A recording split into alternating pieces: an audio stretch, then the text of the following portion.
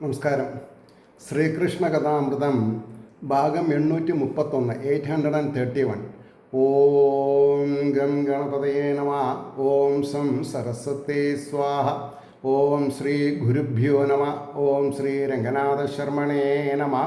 നാരായണ നാരായണ നാരായണ നാരായണ നാരായണ നാരായണ നാരായണ നാരായണ നാരായണ നാരായണ നാരായണ. ഓം ശ്രീകൃഷ്ണാർപ്പണമസ്തു. ഓം ശ്രീകൃഷ്ണായ പരബ്രഹ്മണേ നമഃ. ഓം ശ്രീകൃഷ്ണായ പരമാത്മനേ നമഃ. ഹരേ രാമ രാമ രാമ ഹരേ ഹരേ, ഹരേ കൃഷ്ണ കൃഷ്ണ കൃഷ്ണ ഹരേ ഹരേ. ഓം ശ്രീ രുക്മിണീ സത്യഭാമാസമേത ശ്രീ ഗോപാലകൃഷ്ണസ്വാമിനേ നമഃ. ശ്രീകൃഷ്ണ കഥാമൃതം ഭാഗം 831. ഭഗവാന്റെ ഉപാസനാകാന്ഡം എന്നുള്ള ഭാഗത്ത് 84-ാം സർഗം മാർക്കാണ്ഡേയ മഹർഷിയുടെ തപസ്സിനെ പറ്റിയിട്ടാണ് ഇവിടെ വിവരിക്കുന്നത്. അപ്പോൾ കഴിഞ്ഞ എപ്പിസോഡിൽ 24-ാമത്തെ ശ്ലോകമാണ് പറഞ്ഞു നിർത്തിയിട്ടുണ്ടായിരുന്നത്. എന്തായിരുന്നു? രജസിന്മക്കളാം ക്രോധലോപമോഹമതങ്ങളും ഇറങ്ങേണം ഉടൻ തന്നെ പുഞ്ചികസ്ഥലിയത്രയും. രജോഗുണത്തിൻ്റെ സന്താനങ്ങളായിട്ടുള്ള കാമക്രോധ മതമത്സര ലോഭ ഭയാദികൾ മനസ്സിൽ നിന്ന് ഇറങ്ങിയാൽ സാത്വിക ഗുണമായി. സത്വഗുണം വന്നിട്ടുണ്ടെങ്കിലോ അഹം ബ്രഹ്മാസ്മിയായി. അപ്പോൾ അടുത്ത ശ്ലോകം 25 നോക്കുക. ചമഞ്ഞണിഞ്ഞു പോകണം എന്നോതീ മതിമങ്ങിയോൻ. എങ്ങോട്ട് പോവുകയാണെങ്കിലും ചമഞ്ഞ് അണിഞ്ഞു പോകണം എന്നൊരു പ്രോവർബുണ്ട്. എങ്ങോട്ട് പോവുകയാണെങ്കിലും ശരി, വൃത്തിയായിട്ടും വെടുപ്പായിട്ടും അന്തസ്സായിട്ട് പോകണം. ചമഞ്ഞണിഞ്ഞു പോകണം എന്നോതീ മതിമങ്ങിയോൻ. മതിമങ്ങിയോൻ എന്ന് പറഞ്ഞാൽ എന്താ അർത്ഥം? മനസ്സ് മങ്ങിയോൻ എന്നർത്ഥം. മനസ്സ് മങ്ങുമ്പോഴാണ് ആർഭാടം വേണമെന്ന് തോന്നുന്നത്. ഇനി അങ്ങനെയും വേണം പറയാൻ. ഉള്ളതിനേക്കാൾ പൊങ്ങച്ചം കാണിക്കണം എപ്പോഴാണ് തോന്നുക? അല്പത്തരം വരുമ്പോൾ. അതാണ് മനം മങ്ങിയോന്ന് അവിടെ പറയാൻ കാരണം. അയച്ചാൻ മുനിവര്യൻ്റെ തപശ്ചര്യ മുടക്കുവാൻ. ഇത് ആരെ പറ്റിയിട്ടാണ് പറഞ്ഞത്? ഈ മാർക്കാണ്ഡേയ മഹർഷിയുടെ തപസ് മുടക്കാൻ വേണ്ടി അല്പബുദ്ധിയായിട്ടുള്ള ദേവേന്ദ്രൻ പറഞ്ഞയക്കുകയാണ്. പിന്നെ ദേവസ്ത്രീകളെ പറഞ്ഞയക്കുകയാണ്. പാട്ടും നൃത്തമൊക്കെ ആടിയിട്ട് ഇയാളുടെ മനസ്സളക്കാൻ വേണ്ടിയിട്ട്. ചമഞ്ഞണിഞ്ഞു പോകണം എന്നോതി മതിമങ്ങിയോൻ. അവരോടാണ് പറഞ്ഞത്, ദേവസ്ത്രീകളോടാണ് പറഞ്ഞത്. നിങ്ങൾ ട്രാൻസ്പാരൻ്റ് ഡ്രസ്സൊക്കെ ചെയ്തിട്ട് ആ മഹർഷിയുടെ മനസ്സിനെ അളക്കണം. അയച്ചാൻ മുനിവര്യൻ്റെ തപശ്ചര്യ മുടക്കുവാൻ. ശരിയായ മഹാത്മാവിൻ മാറ്റുരച്ചു ജഗത്ത് ഇതിൽ വെളിപ്പെടുത്താൻ ദേവേന്ദ്രൻ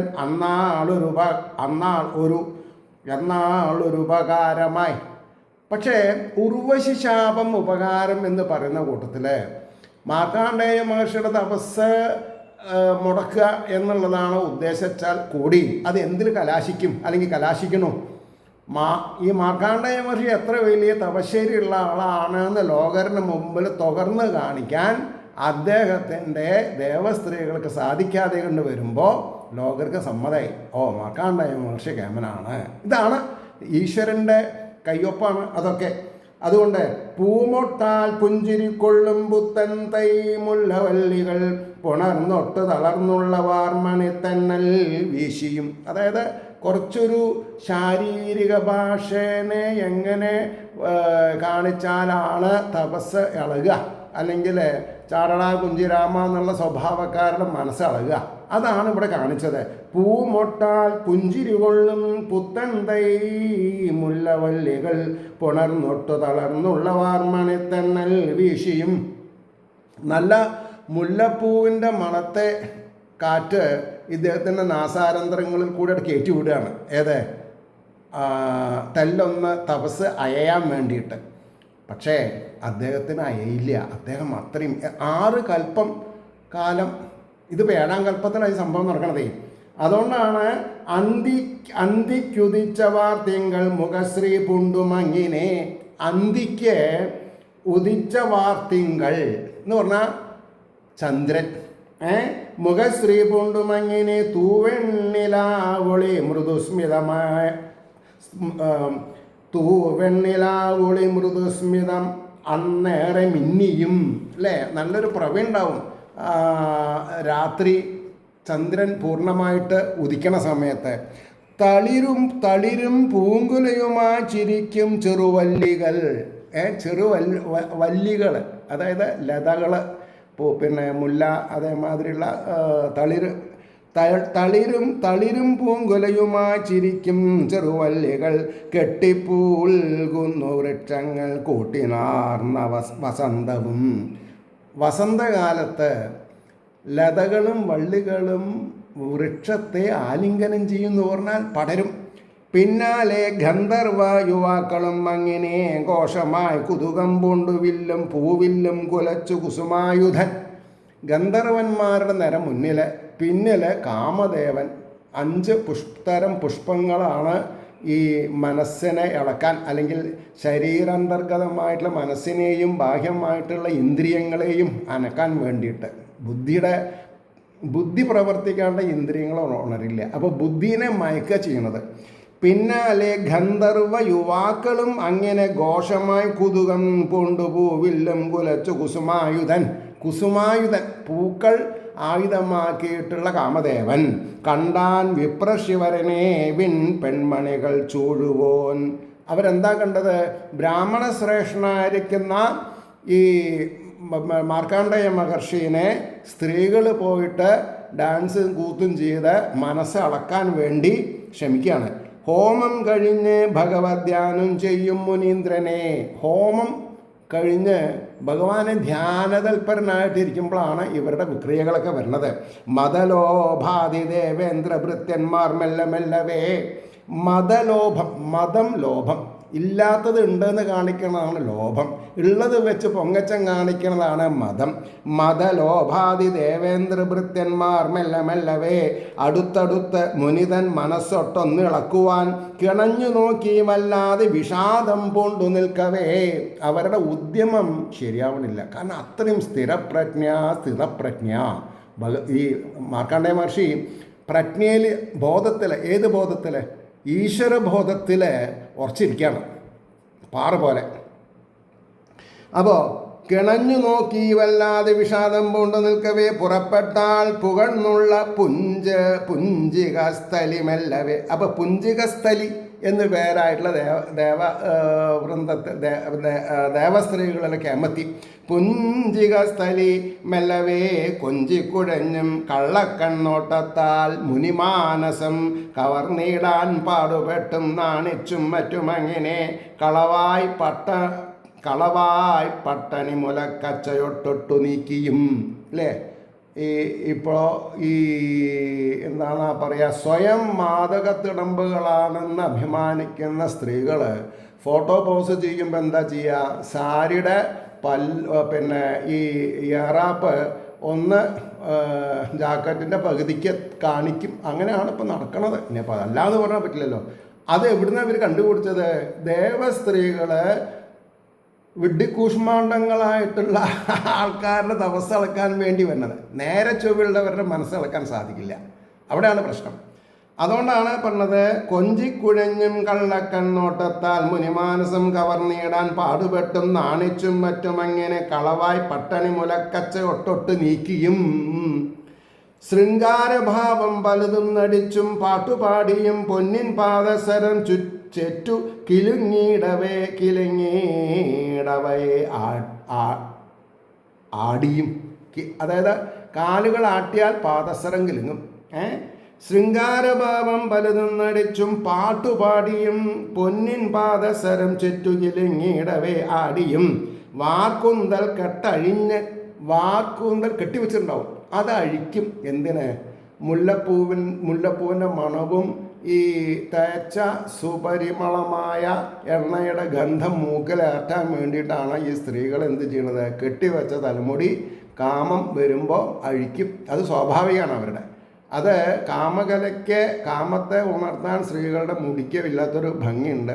അതറിയാത്തവരാണ് ഇപ്പോൾ ഈ ക്രോപ്പൊക്കെ ചെയ്തിട്ട് അങ്ങനെ ഉണ്ടല്ലോ, ഒരു തരം. അപ്പോൾ അവർക്ക് ഇതിന് ഗുണറിയില്ല. കാരണം ഇതൊന്നും വായിച്ച് നോക്കിയിട്ടുമില്ലല്ലോ. അവരെ കുറ്റം പറഞ്ഞിട്ടും കാര്യമില്ല.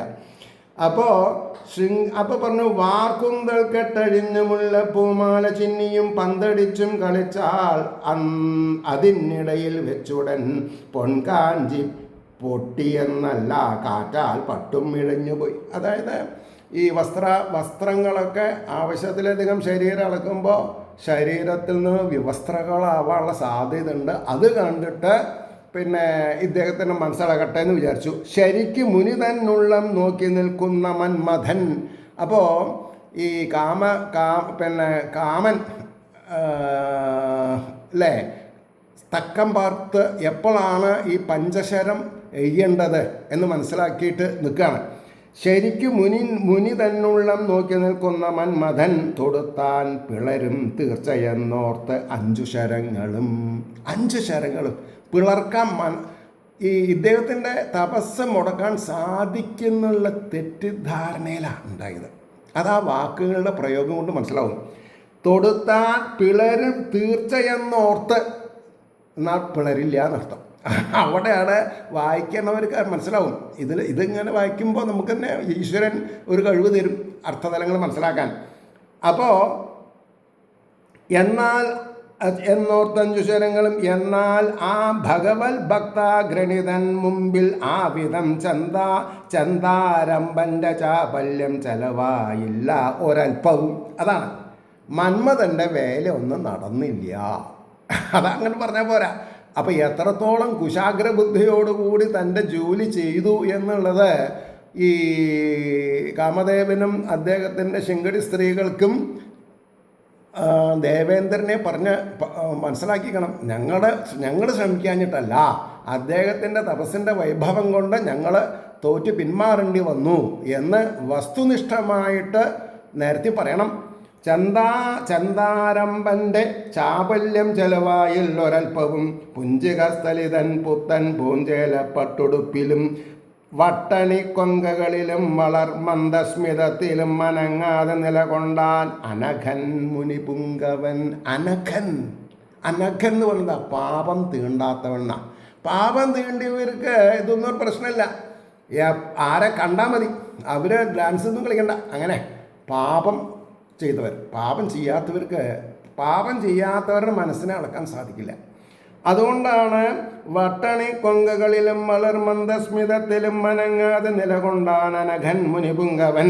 ഭഗവത് ശരണാംഭോജങ്ങളിലല്ലാതൊരിടവും രാഗം എന്നതുദിക്കാത്ത മഹത്താം നിലയാർന്നവൻ.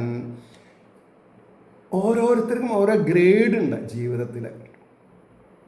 ജീവിത സന്ധാരണത്തിൽ ഈശ്വര മഹിമ മാത്രം മനസ്സിൽ വെച്ച് നടക്കണവന് ജീവിതത്തിൽ എല്ലാം ത്യാഗം ചെയ്യാൻ ഒരു ബുദ്ധിമുട്ടുണ്ടാവില്ല. സൗന്ദര്യവും വേണ്ട, സമ്പത്തും വേണ്ട. ഹരേ രാമ രാമ രാമ ഹരേ ഹരേ, ഹരേ കൃഷ്ണ കൃഷ്ണ കൃഷ്ണ ഹരേ ഹരേ. ധാരാളമായി. അനർഹമായത് വേണ്ടാന്ന് വെക്കണം. അർഹമായിട്ടുള്ള, അല്ലെങ്കിൽ ഇപ്പോൾ വിവാഹം കഴിച്ച കുട്ടികളൊന്നും ഉണ്ടാവില്ലല്ലോ. അപ്പോൾ ആ കുട്ടികൾ നന്നാവും കൂടി ചെയ്യുമ്പോൾ അഘൻ, പാപമില്ലാത്തവൻ എന്നുള്ളത് നമുക്ക് മനസ്സിലാക്കാൻ പറ്റും. അതുകൊണ്ടാണ് പറഞ്ഞത് ഭഗവത് ശരണാംഭോജങ്ങളിലല്ലാതൊരിടവും രാഗം. എൻ്റെ ഗുരുനാഥൻ പറയണ്ടായി, ഈ തെക്കോട്ട് ഈ കിളിപ്പാട്ട് ഭാഗവതമൊക്കെ രാഗവിസ്താരത്തിലാണ് വായിക്കുക. അപ്പം ഞാൻ ചോദിച്ചു, ഞാൻ രാഗമൊന്നും പഠിച്ചിട്ടില്ല. അപ്പോൾ എനിക്ക് ഉപദേശം അങ്ങനെ ഉണ്ടായതേ, കിളിപ്പാട്ടാണ് പഠിപ്പിച്ചത് അദ്ദേഹം. പിന്നെ എൻ്റെ താല്പര്യം കൊണ്ട് ഞാൻ മൂലം പഠിച്ചു. അതിന് അദ്ദേഹം അനുഗ്രഹിക്കുകയും ചെയ്തു പരമശയിലെ. അപ്പോൾ അദ്ദേഹം പറഞ്ഞു, എടാ മോനെ, രാഗം വേണ്ട, അനുരാഗം ഉണ്ടായാൽ മതിയെന്നാ. അനുരാഗം എന്നുള്ളത് രാഗമില്ല. അനുരാഗം എന്നുള്ളത് സ്നേഹം ഘനീഭവിച്ച് പ്രേമമാകുമ്പോഴാണ്. അത് ഡിവൈനാണേനും ആധ്യാത്മികമാണ്, ശാരീരികമല്ല. അപ്പോൾ പറഞ്ഞു രാഗമെന്നതുദിക്കാത്ത മഹത്താം നിലയാർന്നവൻ. അത്രയല്ല പലയമട്ടാം സ്ഥിരജംഗമമേതിലും കായാമ്പൂളി വർണ്ണൻ്റെ കമനീയത മാത്രമാം കാൺമത്. അപ്പോൾ ഇങ്ങനെ ഘോരമായ തപസ് അനുഷ്ഠിച്ചിട്ടുണ്ടെങ്കിൽ കാണുന്നതൊക്കെ കൃഷ്ണനായിട്ട് തോന്നും ആൾക്കാർക്ക്. കറുപ്പ് കണ്ടാൽ ഇല്ലേ, തമിഴ്നാട്ടിൽ ഒരു കവി ഉണ്ടായിരുന്നു. കവി കാശ് വാങ്ങില്ല, അങ്ങനെയാണ്. അപ്പോൾ വീട്ടിൽ ദാരിദ്ര്യ, ആ ദാരിദ്ര്യത്തിൽ അപ്പോൾ ഒരു കഥ തന്നെയുണ്ട്. അദ്ദേഹം വക്കീൽ തോമസനായിരുന്നു. ഇങ്ങനെ വന്നു, കയ്യിലൊന്നും കണ്ടില്ല. അപ്പോൾ പറഞ്ഞു, ഞാൻ നിങ്ങളെന്തെങ്കിലും വാങ്ങിക്കൊണ്ടിരുന്ന് വിചാരിച്ചു, ഒരു കാര്യം ചെയ്യാം, അയലോകത്ത് പോയിട്ട് ഒരു ഗ്ലാസ് അരി വാങ്ങി കൊണ്ടുവരാം. ഞാൻ അപ്പോൾ അദ്ദേഹത്തിനോട് പറഞ്ഞു, ഞാൻ അടുപ്പ് കൂട്ടിയിട്ട് വരാം, നിങ്ങൾ ഇതിലുള്ള കല്ലും നെല്ലും പെറുക്കൂ പറഞ്ഞു. അദ്ദേഹം കല്ലും നെല്ലും പെറുക്കി അരി എടുത്തിട്ട് താഴത്തേക്ക് ഇട്ടു. അപ്പോൾ ധാരാളം കാക്കകൾ വന്നു എന്നാ. അപ്പോൾ പറഞ്ഞു, കാക്ക കറുപ്പിനിലെ കൃഷ്ണനെ കണ്ടു എന്നാ. കാക്കയുടെ കറുപ്പല്ല കണ്ടത്, കാക്കയുടെ കറുപ്പിൽ കൃഷ്ണനെയാണ് ആലോചിച്ചത്. അപ്പം ഈ സ്ത്രീക്ക് ഭയങ്കരമായിട്ട് ദേഷ്യം വന്നു. എന്നാൽ ശരി, ഞാൻ ഒരു ഗ്ലാസ് അരി വേറെ വാങ്ങിക്കൊണ്ടുവരാം, ഞാൻ തന്നെ പെറുക്കിക്കോളാം. അപ്പം ഇദ്ദേഹം അപമാനിക്കുന്നുണ്ട്, നീ എന്നെ പെറുക്കിയെന്ന് വിളിച്ചു അല്ലേ, പെറുക്കിയെന്ന് പറഞ്ഞിട്ടല്ലേ എന്നോട് കല്ലും നെല്ലും പെറുക്കാൻ പറഞ്ഞതെന്നൊക്കെ ദ്വദേയാർത്ഥത്തിൽ ചീത്ത വിളിക്കുന്നുണ്ട് സന്തോഷമായിട്ട്. അതാണ് ദ്വദേയാർത്ഥം എന്ന് പറയാൻ കാരണം. അപ്പോൾ ഇദ്ദേഹം പറഞ്ഞു, നിങ്ങളൊരു കാര്യം ചെയ്യും, ആ തീയൊന്ന് കൂട്ട്, ഞാൻ പോയിട്ട് വാങ്ങിക്കൊണ്ട, ഞാൻ തന്നെ ഒക്കെ ചെയ്തോളാം, തീയൊന്ന് കൂട്ടും മനുഷ്യൻ, നിങ്ങൾ ദയവ് ചെയ്തിട്ട് കൂട്ടാം. അപ്പോൾ ഇദ്ദേഹം എന്ത് ചെയ്തു, തീയക്കുള്ള കയ്യെ വെച്ചാന്ന, അതായത് വിറക് വെക്കണേന് പകരം വിറകൊന്നും കണ്ടില്ല, എന്നാ ഇരിക്കട്ടെ, തണ്ടും തടിയുള്ള വിറകല്ലേ. അപ്പോൾ പറഞ്ഞു, നെന്നെ തോണ്ടും സുഖം തോണ്ടുന്നതാണ്, അതായത് ഭഗവാനെ തൊട്ടാൽ എങ്ങനെ ഉണ്ടാവും അങ്ങനെയുള്ള സുഖം ഉണ്ടാകുന്ന. അപ്പോൾ എന്തിലും ഏതിലും ഈശ്വരനെ കാണുക, ഈശ്വരനെ അനുഭവിക്കുക. വൈപരീത്യങ്ങൾ അനുഭവിച്ചാൽ അതിലും അത് ഈശ്വരൻ്റെ ഒരു വരദാനാണെന്ന് മനസ്സിലാക്കുക. അപ്പോഴാണ് മനുഷ്യൻ നേരായ വഴി കൂടെ ചിന്തിക്കാൻ തുടങ്ങുക, മനസ്സിലായില്ലേ? അല്ലെങ്കിൽ ആ മനുഷ്യൻ്റെ ചിന്തകളെ വഴിതെറ്റിക്കാൻ ഒരു സാഹചര്യത്തിനും കഴിയില്ല. എല്ലാം ഈശ്വരാർപ്പിതമായിട്ടാകുമ്പോൾ ഈശ്വരൻ്റെ വരദാനാണ്. സമ്പാദ്യമില്ലേ, വേണ്ട. എപ്പിസോഡ് പറഞ്ഞു, ആരും സബ്സ്ക്രൈബ് ചെയ്തതില്ലേ, വേണ്ട. എൻ്റെ ഉള്ളിലുള്ള ചൈതന്യം വിലമതിക്കുന്നുണ്ടല്ലോ, എന്നെ വിലമതിക്കുന്നുണ്ടല്ലോ. എനിക്ക് എന്നെ വിലമതിക്കാൻ ഇരിക്കാനുള്ള കാരണമില്ലല്ലോ. എൻ്റെ മാനസികാവസ്ഥ ശുദ്ധമാണ്, അതിന് ഈശ്വരൻ വഴങ്ങി എന്നെ പ്രോത്സാഹിപ്പിക്കുന്നുണ്ട്. ബാക്കി കാര്യങ്ങളൊക്കെ ഭഗവാൻ മുട്ടാണ്ട് നടത്തി തരുന്നുണ്ട്. പിന്നെന്താ വേണ്ടത്? അതുകൊണ്ടാണ് പറഞ്ഞത്, കായാമ്പൂവൊളിവർണ്ണൻ്റെ കമനീയത മാത്രമാം കാണുന്നത് ആ പരമാനന്ദ പരാവാരത്തിൽ നീന്തുവോൻ. പരാവാരം എന്ന് പറഞ്ഞാൽ കര കാണാ കടലിൽ നീന്തി തുടിക്കുക. കര കാണാ കടൽ, ആനന്ദമാകുന്ന കടൽ, സമുദ്രം. അതിന് എന്താണ് പറയുക, പിന്നെ കര കാണില്ല. അപ്പോൾ പിന്നെന്താ, മുങ്ങ പൊന്ത നീന്തുക, മലന്ന് നീന്തുക, ബട്ടർഫ്ലൈ ആവാം, എങ്ങനെയൊക്കെ സാധിക്കും അങ്ങനെയൊക്കെ നീന്തുക, കൂളിയിടുക, മുങ്ങുക, അങ്ങനെയാണ്. അപ്പോൾ പാരാവാരത്തിൽ നീന്തുവോൻ കാണുന്നത് ആ പരമാനന്ദ പാരാവാരത്തിൽ നിന്നാണ്. അത് നിങ്ങൾ ഈ ഭൂമിയുടെ അറ്റ്ലസ് ഉണ്ടല്ലോ, ഗോള്, പിന്നെ ഭൂമി എന്താ പറയുക, അറ്റ്ലസ് അല്ല, പിന്നെ ഭൂമിയുടെ ഉരുണ്ടിട്ടിങ്ങനെ സാധനം ഉണ്ടല്ലോ, സ്കൂളിലൊക്കെ പഠിപ്പിച്ച്, ഞാൻ പഠിച്ചില്ല അതുകൊണ്ട് എനിക്കറിയില്ല അതിനെ പറ്റിയിട്ട്. അതിൽ കാണാം, ഭൂമധ്യരേഖ കാണും, ഓരോ രാജ്യങ്ങൾ ഓരോ കളറിലുണ്ടാവും. അതിൽ നിങ്ങൾ 7 വൻകടൽ കാണും. പക്ഷേ ഈ പാരാവാരം ആനന്ദം അനുഭവിക്കണമെങ്കിൽ അത് മനസ്സാണ്. മനസ്സ് നിഷ്കളങ്കമാവുമ്പോഴാണ് അതൊക്കെ സംഭവിക്കുന്നത്. ഒന്നും ആഗ്രഹിക്കുകയില്ല, ഭഗവത് പാദാരവിന്ദത്തിൽ ലയിക്കണം എന്ന് പറഞ്ഞുകൊണ്ടിരുന്നാൽ പിന്നെ ഈ പാരാവാരം, ആനന്ദ പാരാവാരം വരെ ഉള്ളിൽ. അപ്പോൾ പറഞ്ഞു പരമാനന്ദ പാരാവാരത്തിൽ നീന്തുവോൻ സച്ചിദാനന്ദ രൂപൻ്റെ ദിവ്യനർത്തന ഭംഗിയിൽ. അപ്പോൾ ഇല്ലാത്ത നാട്യമൊക്കെ ഇയാളുടെ മുമ്പിൽ വരും. എല്ലാം സങ്കല്പമാണ്, പാരാവാരം സങ്കല്പമാണ്, ഭഗവാൻ നിരാകാരനാണ്. അപ്പോൾ ഭഗവാൻ കുഞ്ഞിക്കാല് വെച്ചിട്ട് തിത്തിത്വം തരികട തിത്തിത്വം പറഞ്ഞിട്ട് ഡാൻസ് ചെയ്യണത് കാണാം. അപ്പോഴേക്കും ദേവസ്ത്രീകൾ പാട്ട് പാടുന്നത് കേൾക്കും, അല്ലെങ്കിൽ ഗന്ധർവന്മാർ വീണ മീട്ടുന്നത് കാണാം. എന്തൊക്കെ ഉണ്ടോ അതൊക്കെ ഉണ്ട്, മനസ്സിലായില്ലേ? അതുകൊണ്ടാണ് സച്ചിദാനന്ദ രൂപൻ്റെ നവ്യനർത്തന ഭംഗിയിൽ മുഴുകും പുണ്യവാൻ പഞ്ചഭൂതത്താൽ തീർത്ത ബൊമ്മയിൽ മാംസപിണ്ഡങ്ങൾ കാട്ടിയിടും വെറും പ്രാകൃത ഗോഷ്ഠികൾ. അവരുടെ കണ്ണിൽ ഈ നമ്മുടെ എന്താ പറയുക, മാർക്കാണ്ഡേയൻ്റെ കണ്ണിൽ ഈ ദേവസ്ത്രീകളെയൊക്കെ ബൊമ്മയായിട്ടാണ് കണ്ടത്. ബൊമ്മ എങ്ങനെ വേണമെങ്കിൽ സൃഷ്ടിച്ചൂടെ? വസ്ത്രമില്ലാത്ത ബൊമ്മകളാവാം. ഇപ്പം അമ്പലങ്ങൾ തന്നെ പിന്നെ മാറുമറയ്ക്കാത്ത സ്ത്രീകളുടെ പിന്നെ കൊത്തുപണിയുള്ള വിഗ്രഹങ്ങളൊക്കെ ഉണ്ട്. അത് കണ്ടിട്ട് ആർക്കെങ്കിലും സെക്സ് തോന്നും? ഇല്ല. കാരണം എന്താ? അവർക്കറിയാം ഇത് പാറയാണ്. അപ്പോൾ കല്ലിൽ കൊത്തിയ കവിതകളാണെങ്കിലും ഭക്തിയുള്ളവന് അത് അമ്മ തിരുവടിയാണ് എന്ന് തോന്നിക്കഴിഞ്ഞാൽ അവന് പിന്നെ വേറെ വേണ്ടാത്തൊന്നും തോന്നില്ല. അതുകൊണ്ടാണ് പറയുന്നത്, മുഴുകും പുണ്യവാൻ പഞ്ചഭൂതത്താൽ തീർത്ത ബൊമ്മയിൽ മാംസപിണ്ഡങ്ങൾ കാട്ടിയിടും വെറും പ്രാകൃത ഗോഷ്ഠിയിൽ മയങ്ങില്ല മഹാത്മാക്കൾക്ക് അതെല്ലാം കാകവിഷ്ടയാം. കാകവിഷ്ട എന്ന് പറഞ്ഞാൽ നമ്മൾ തുപ്പുന്നതൊക്കെ അല്ലേ കാക്കകൾ തിന്നുക, അതേപോലെ തോന്നുള്ളൂ. അത് ആരെങ്കിലും ഈ ഛർദ്ദിച്ചത് എടുത്ത് കഴിക്കുമാരും ഇല്ല. അപ്പോൾ കാക്ക കൊത്തി തിന്നണത് നെയ്യല്ലല്ലോ കാക്ക കൊത്തി തിന്നുക. അതാണ് നമ്മൾ മനസ്സിലാക്കേണ്ടത്. അപ്പോൾ പറഞ്ഞു കാകവിഷ്ടയാം ഋഷിയിൽ ചെയ്ത വിദ്രോഹം. അപ്പോഴേക്കും ഇന്ദ്രന് പേടി തുടങ്ങിയെന്നാ. ഋഷിയിൽ ചെയ്ത വിദ്രോഹം ഫലിച്ചില്ല ഒരു ലേശവും, ദ്രോഹം ഫലിച്ചില്ല. എത്ര തലനാരയ്ക്കും കൂടി. ശരിയാം ക്ഷമയുള്ളവനിൽ നിന്ന വാക്കുകൾ പോലവെ. ഈ ഉദാഹരണങ്ങൾ നമ്മുടെ മനസ്സിൽ ഇങ്ങനെ ഡീം ഡീം ഡീം, അല്ലെങ്കിൽ ഈ വയലിൻ വായിക്കുന്നതിൻ്റെ മുമ്പേ ആ കമ്പികളിൽ വിരലോട്ട് ശബ്ദം ഉണ്ടാക്കും, അതിൻ്റെ ശ്രുതി ശരിയാണോ എന്ന് അറിയാൻ വേണ്ടിയിട്ട്. വീണ അതേമാതിരി തന്നെ ഈ വേറൊരു സാധനം ഉണ്ടല്ലോ, നീണ്ടിട്ട് കയ്യോണ്ട് ഇങ്ങനെ ചെയ്യണത്, എന്താണ് പറയുക, ഗിത്താറിൻ്റെ കമ്പികളിൽ ശബ്ദം നോക്കും ശ്രുതിക്ക്. അതേപോലെ ശരിയാം ക്ഷമയുള്ളോനിൽ നിന്യാവാക്കുകൾ പോലവേ. നല്ല ഈശ്വരാധീനത്തിൽ വിശ്വസിക്കുന്ന ഒരാളെ എത്ര ദേഷ്യപ്പെട്ടാലും ദേഷ്യം അയാൾക്ക് വരില്ല. കാരണം എന്താ? സ്ഥിരപ്രജ്ഞനാണ്. അങ്ങനെയാണ്. ഞാൻ പറഞ്ഞു, ഇപ്പം ഈ 30-ാം തീയതി ഞാൻ ഒരു പ്രഭാഷണം പോയി. ശുനകൻ്റെ മകനേന്ന് നിങ്ങളെല്ലാവരും കൂടി എന്നെ വിളിച്ചാലും ഞാൻ പ്രതികരിക്കില്ല പറഞ്ഞു. ആ ആൾക്കാർ മുഖത്തോട് നോക്കാൻ തുടങ്ങി. എന്താ ഇപ്പം ഈ ശുനകൻ്റെ മകൻ? അവർക്ക് പെട്ടെന്ന് മനസ്സിലായില്ല. ഇങ്ങനെ ഒരു ബോംബ് പ്രഭാഷകൻ്റെ കയ്യിൽ നിന്ന് വരുന്ന അവർ വിചാരിക്കണില്ല. എന്നെ സംബന്ധിച്ചിടത്തോളം എനിക്കൊരു പ്രശ്നമില്ല. എന്നിട്ട് ഞാൻ പറഞ്ഞു, ശുനകൻ എന്ന് പറഞ്ഞാൽ നായാണ് കേട്ടോ. മോന്ന് പറഞ്ഞാൽ അറിയാലോ, എന്നാൽ നിങ്ങൾ ഇനി ഫില്ലപ്പ് ചെയ്താൽ മതി, ഞാൻ ഇവിടെ ഇരുന്നിട്ട് പറഞ്ഞില്ല പറഞ്ഞു.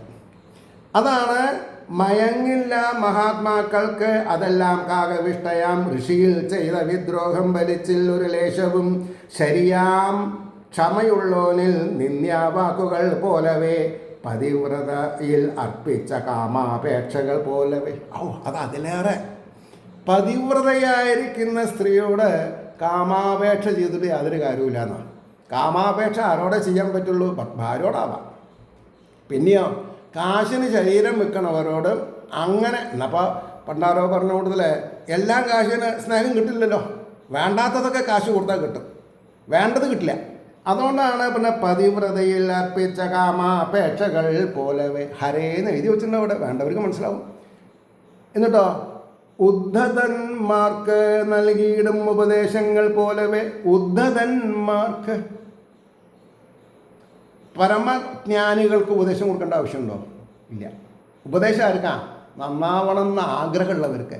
നന്നാവണ്ടെന്ന് ആഗ്രഹമുള്ളവർക്ക് ഉപദേശം കൊടുത്താൽ പറ്റുമോ? അതൊന്നും ഏൽക്കില്ല.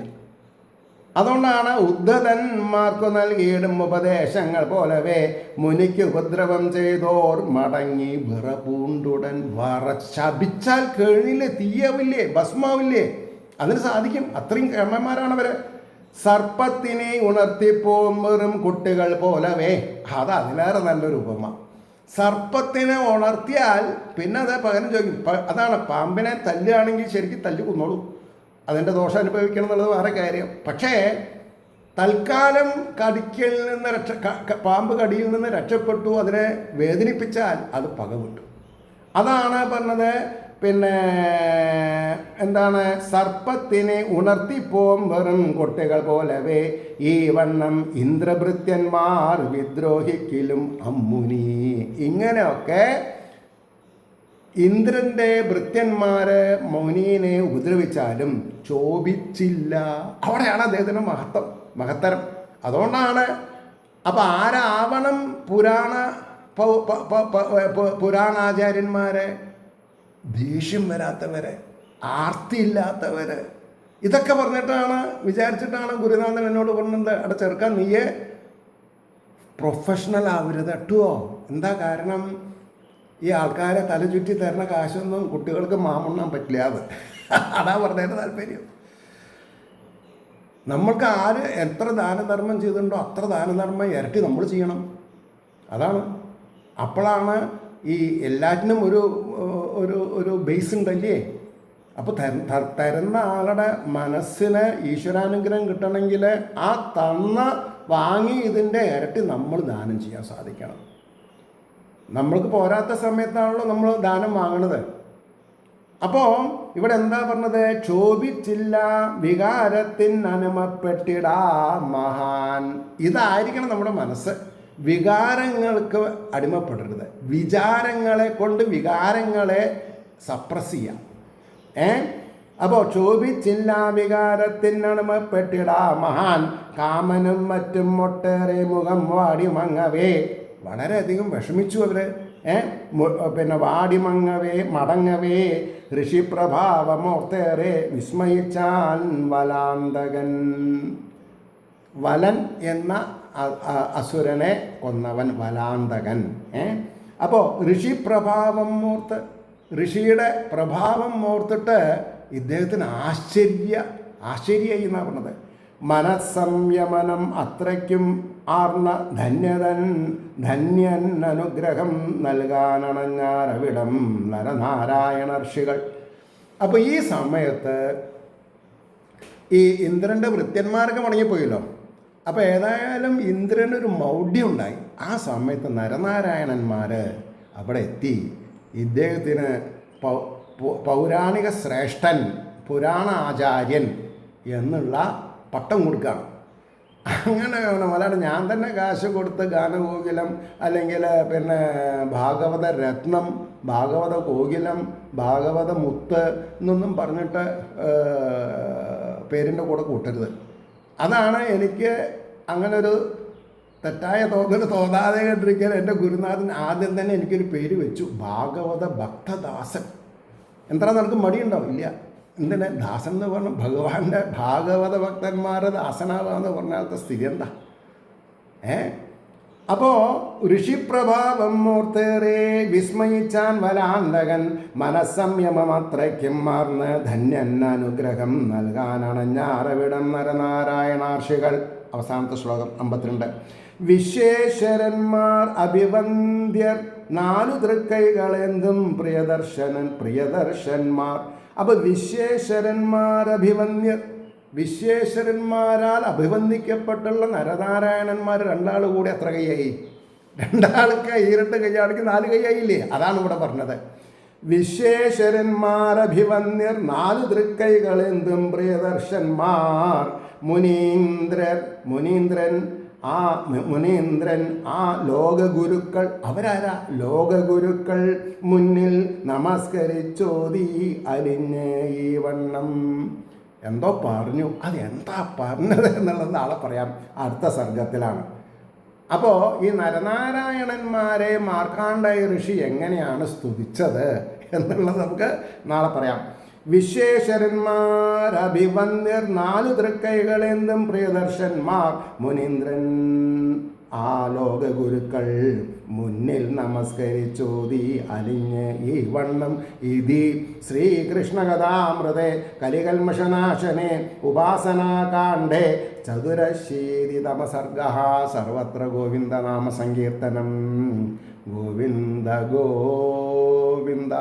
ജഗദീശ്വരൻ്റെ പ്രഭാവം എല്ലാവരിലും ഉണ്ടാവാൻ എത്രത്തോളം സാധിക്കുമോ അത്രത്തോളം നിർമ്മല ബുദ്ധി കൊണ്ട് ഭഗവാനെ ഉപാസിക്കുകയാണെങ്കിൽ നടക്കും എന്നുള്ളത് അനുഭവത്തിൽ നിന്ന് പറയാം. പിന്നെ നമ്മുടെ പ്രാർത്ഥന സദാസമയത്തും ലോകാസമസ്ത സുഖിനോ ഭവന്തു ആയിരിക്കട്ടെ എന്ന് സ്മരിച്ചുകൊണ്ട് വാക്കുകൾ ഉപസംഹരിക്കുന്നു. നമസ്കാരം. നാളെ കാണാം.